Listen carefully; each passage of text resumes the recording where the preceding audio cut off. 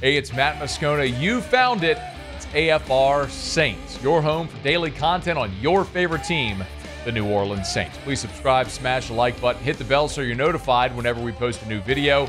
And our content this football season is presented by BetUS. Score a 150% bonus on your first deposit and a 125% bonus on your next two deposits up to $2,000 when you use the promo code YouTube150. Enjoy the video. Who dat? First, they have an explosive running back with Kamara. They got speed at wide receiver. Derek Carr has seen and played a lot of football. And then when he's on, he's on. And I got a lot of, being in that Charger division when he was early on, I got a lot of respect for Derek Carr because I think he can play really good football. And obviously he is playing very good football at this particular point, but they run the ball well. They're explosive with the pass game, and, they're going to be a big-time challenge in a hostile environment. Nick Sirianni, his Eagles have a short week coming down to the Dome, and we get to connect with an old friend, Brooks Kubena, formerly The Advocate, now covering the Eagles for The Athletic up there in Philly. Brooks, how are you, man? I'm doing great, Matt. Good to hear from you. Man, it's our pleasure. How was Brazil? Oh, man. I went down in June earlier to do a project story on Brazil, and Sao Paulo is amazing. It's like a blend between New York and Miami. It's just like you go down Fifth Avenue, and all of a sudden there's foliage down the streets. But, the game itself was really incredible in the way that it was kind of like a Super Bowl. You just had people there that loved all the teams. You just see random jerseys everywhere, and the fans there go berserk. It was a loud game. It was a great game. Just talking to a lot of people since, there seems to be a lot of people that are still interested in the NFL. It's a very interesting country in terms of how media is consumed. Lots of people connect on WhatsApp and other things. It's kind of a word of mouth that's hard to track. But man, it was a once in a lifetime experience to kind of go down there and report on that, go to the game. All in all, it was pretty cool to see how the game enters a totally another continent. The Birds got the win against Green Bay. Did you learn anything or feel like you had learned anything about the Eagles in that game down in Brazil? Yeah, this was a team that was making a change on defense on the off season. Like obviously they made a change at offensive coordinator. They made one on the defensive side too. Went from Sean Desai to Vic Fangio, and watching them on defense struggle against the run was something that I did not quite expect, especially considering all the investment that they put into their trenches. I mean, Jalen Carter, Jordan Davis, they just swapped out on the edge for Bryce Huff, one of their big pickups in the offseason. Not only are they not getting to the passer, but they're giving up the most yards per carry in the NFL. And that's not the way the Eagles want to play ball. Nick Sirianni and General Manager Howie Roseman over the offseason said they wanted to reclaim their identity on the defense. That's kind of one of the main things I'm looking at as the Saints game is arriving. A team that also runs a lot of zone schemes, has been creating explosive plays by getting their run game going. That's one of the things that stuck out to me most in that first week. It seemed like it was going to be a problem, and it popped up big time on Monday Night Football, and really was one of the reasons they couldn't hang on in that one. We'll get right back to the video. Saints are off to a scorching start. Has the public, the odds makers, caught up to this offense yet? We'll find out.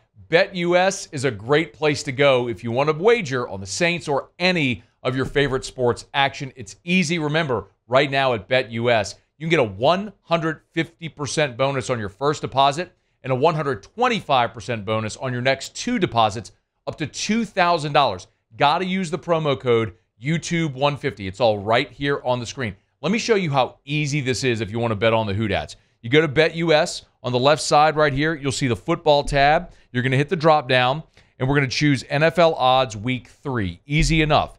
So we're going to go find the Saints game on Sunday in the Dome against the Eagles. How about it? Saints, a 3-point favorite, even money. I know the Eagles are coming off a disappointing loss, and the Saints have everybody's attention, but 3 in the Dome, that ain't enough. I'll lay the 3 with the Saints, even money. So we'll come over here. How much do we want to wager? Let's go ahead and wager $25 on the Saints, 25 to win 25. It's even money. We'll place our bet. It's going to ask us to confirm. We'll do that. And then here's our confirmed bet slip. We are locked in, ready to roll. Saints -3. You avoid the hook as well. Get on by BetUS. If you've never sports bet before, now is the time to find out how much more fun you can have watching the Whodats every single week with BetUS. Remember that great deal right here on the screen. 150% deposit bonus on your first deposit and 125% on your next 2 deposits up to $2,000. What you waiting for? Get involved right now. It's BetUS, proud partner here on AFR Saints. Now, enjoy the rest of the video. I would have thought the Eagles' run defense, Saints' rush offense, their statistics through 2 weeks would be inverted effectively, or their rank right now would be inverted, where the Saints are the third best rush offense in the NFL. Whatever you felt like you learned about Philly and Brazil, was any of that confirmed or disconfirmed against Atlanta on Monday Night Football? Well, the confirmed part was the run defense. It was bad again. Yeah. But the other thing that was something that stuck out there was, Jalen Hurts on the offensive side. He wanted to see whether they were better against the blitz. That was one of the things that they had such a problem with last year, one of the reasons why the collapse happened towards the back end of the year. Jalen Hurts has been looking like he's in control of the offense, especially Monday Night Football. That stuck out to me, even though there were times where the offense was stalling. I mean, they're out without A.J. Brown. That was huge.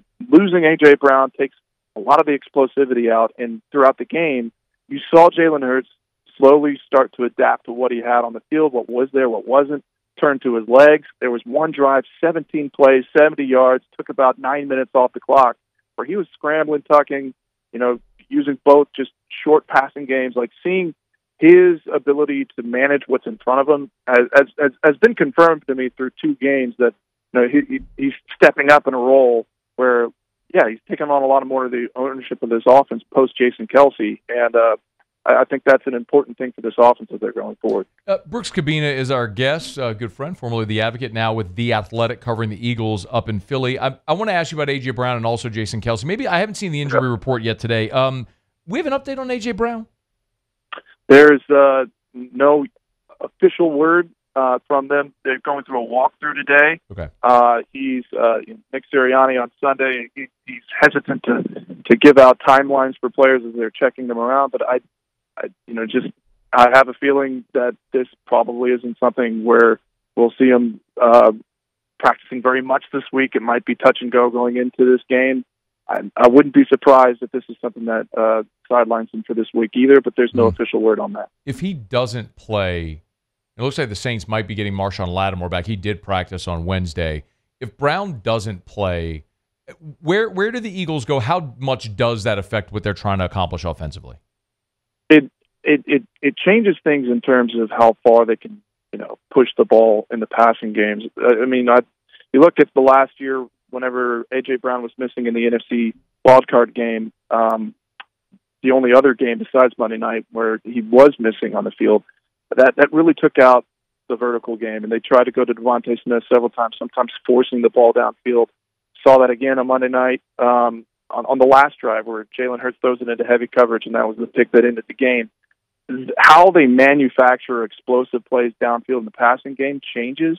I think they rely more on in front of the sticks, a little bit beyond it, try and use their they've got a couple of guys that help them out in the flats and in slants and short game. That's why they traded for Jahan Dotson in training camp.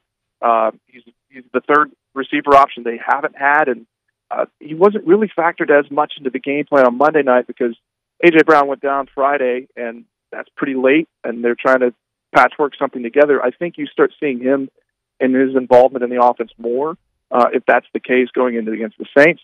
I still think it's a remedial type passing game where it's not pushing the ball too much downfield, trying to use the short game as they did. Britton Covey is another player who has been more involved in game plans this year. Swing passes, they've used a lot of motions, getting him into positions where he can get going in the open space. I think that's what that offense looks like if Brown, again, is not able to go.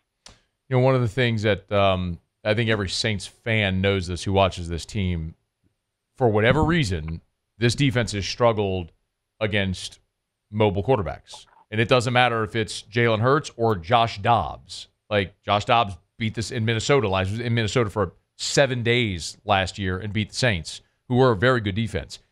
Are the Eagles still committed to Jalen Hurts offensively using his legs? Absolutely, and more this year than last year. Last year he was banged up a bit, especially towards the back end of the year. This year, healthy. Saw it on Monday night, really committed to the run game. There's actually people not within the building, but I've been around Philly here, and people like worried about Jalen and is that a sustainable way to run an offense? It's one of the things that makes him a good quarterback, and I've heard the offensive coaches speak about that, how that is an added thing for Hurts, and seeing that through the first couple of weeks, that's going to be part of the game plan. And especially whenever Brown's not available, you've got Saquon Barkley in the backfield, like using him in design runs, especially in situations where you're anticipating a rush to one side or another. Like that's something that Hurts can bring to the game, whether that's in a run-pass option, whether that's design runs, quarterback draws. They're going to lean on that throughout the year, because why wouldn't you with him? Yeah. Brooks Kubena, I got just a few more for you. The Athletic covering the Eagles. He's on Twitter, X, at @BKubena, Kubena. Many of you probably still follow Brooks when he was covering LSU. I did want to ask about Kelce. We know Jason Kelce, the celebrity, who in the last couple of years, obviously his degree of fame has elevated just exponentially, but he was obviously a core component of this team. How much do they miss him on the offensive side? Oh, I mean, it changes a lot. He was a 6-time All-Pro who, it behooves to put a lot on that guy. He handled a lot of the checks, and when I say a lot of the checks, most of them in the passing game. So that's something where Jalen Hurts had to step into this offense and learn, and something that he's always wanted to, but now it's something where they're having to distribute that across the offense. Hurts is learning how to identify, dangerous defenders and how to work with an offensive line and getting to the right play, getting to the right hot read. And I've heard Jason Kelce talk about this since watching the last couple of games, and he's been impressed by the way Jalen Hurts has handled those checks, handled the blitz, and the numbers have shown that. In the first game, he was 6 of 7 against the blitz. I haven't checked the number recently. On Monday night, it was dedicated more to the defensive side, but again, handled it well. They miss him there. The other thing is, you wanted to see the brotherly shove, whether they're able to do that. Jason Kelce was the fulcrum of that. Great point. And in Brazil, it was mostly because the footing was bad. The soccer field was much different for a bunch of heavy guys trying to make cuts and leverage themselves. And but you saw Monday night, Cam Jurgens at center running the brotherly shove. They got a touchdown out of it. They got another 4th down conversion out of it. That's a huge part of this offense. So the questions were, would they miss Kelce in that? Seems like they'd be just as efficient. It's going to be a totally different type of way that they do pre-snap checks for blitzes, but so far Hurts, as he's growing as a quarterback, is showing that he can handle that. But, I mean, you lose a Hall of Famer, that's going to be something they miss. They're going to have to adapt to it, and so far it's been okay. After losing at home on Monday Night Football, it's quick turnaround on the road. That's always unenviable in the NFL, the short turnaround, having to travel on a short week. How important is it for the Eagles to not just play well, but to win this game? I mean, that's important. Being down 1-2, going into the rest of the season. I mean, these are games that in a tight division with the Cowboys in terms of getting a division, getting home field advantage. These are major things for them, but not just all of that. But this is a city that you feel momentum more than most places. I think it reminds me a lot of covering LSU, how fans react one way or the other to craziness all the time. And it's something that coaches also feel here. And Nick Sirianni, he's in a new spot where he's now in a CEO type role. He's got his hands less on the offense, letting Kellen Moore do it. But he has to prove that the team is moving in the right direction. So the more losses pile up at the beginning of the year, the more that he's showing that maybe things aren't working out the right way. So, like, getting wins early, keeping momentum towards winning is huge for this team. That last year experienced the collapse of something I'd never seen in the NFL, and they don't want that again. Losing 2 games in a row, that just moves towards it. we were talking about Kelsey earlier. I remember one of the things he said in the locker room last year. It's like, you don't start doubting your coaching and all your direction after one loss. You don't start doubting all those things after two. It's whenever things start piling up. That's whenever everybody starts wondering and the frustrations pile up. They don't want to turn that again. So continuing to get wins, not letting losses turn into 2, 3. That's huge. And that I think more than anything is probably why that's important. Go-to place you got to visit when you're in New Orleans. Whew. Spotted Cat. My guy knows the joints, man. All right. Appreciate it, man. Good to hear from you. Continued success, man. We appreciate the time. All right. Anytime. Thanks so much for watching the video. Do us a favor, subscribe to the channel, smash that like button, hit the bell so you're notified when we post a new video, and remember to support BetUS, where right now you can get a 150% bonus on your first deposit and a 125% bonus on your next 2 deposits up to $2,000.